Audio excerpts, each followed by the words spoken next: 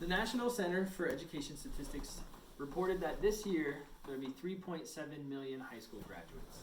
That's 3.7 people that will go from high school and enter the workforce. Of those 3.7, they report about 69% of them are going to go ahead and pursue higher education. That still leaves about 1.1 million students without a plan, and their education and their workforce is just up in the air. What I want to talk about today is what we would do with those 1.1 million students and how we can better serve them and prepare them for the workforce. I believe that as we talk about the problem with our education, as well as some solution and benefits, I hope that you'll be able to see what I see, and that there's a lot of benefits that the teachers and the faculty can give to our students to better prepare them for life after high school. So let's talk about the problem. The problem is that sometimes our students are unprepared. And I fell in as one of those students. In high school, I took PE and weight training and a number of courses that did not prepare me for work or life after high school.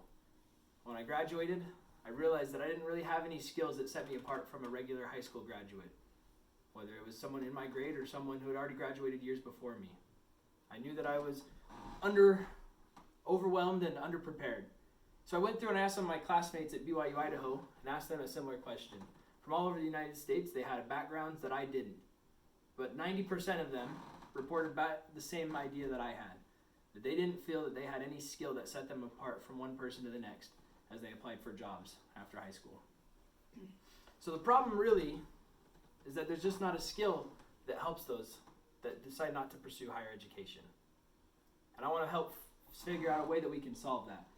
And here's my solution, that we take our teachers and we help them use their skills outside of what they've studied, and they are able to prepare classes and curriculum that expand our students' minds. I'll give you an example. We had a teacher at the high school I went to that was able to teach things like welding, small gas engine design, construction, and other things. And that teacher gave those students that took his class so much more of an advantage. They had classes that they understood different trades and skills. They had an idea if that was something they wanted to pursue or not. And then there were students like me that didn't really have anything. And I want teachers to be able to offer a wide variety of that. I want things from construction and welding to graphic design and photography. And some schools just can't afford it. They can't afford to pay any more teachers. But their teachers have taken college level classes that expanded their minds. They also have hobbies and trades and things that they do outside of typical English classes and math classes. And so what I'd like to put into your mind is that we have capable teachers that can teach a wide variety of courses to our students. I just need to give them the opportunity to reach out and reach out to the faculty and administration to allow them to do so. The reason why I believe in this so strongly is because I saw this example with a student that I went to high school with. As he was in high school, he took a photography class.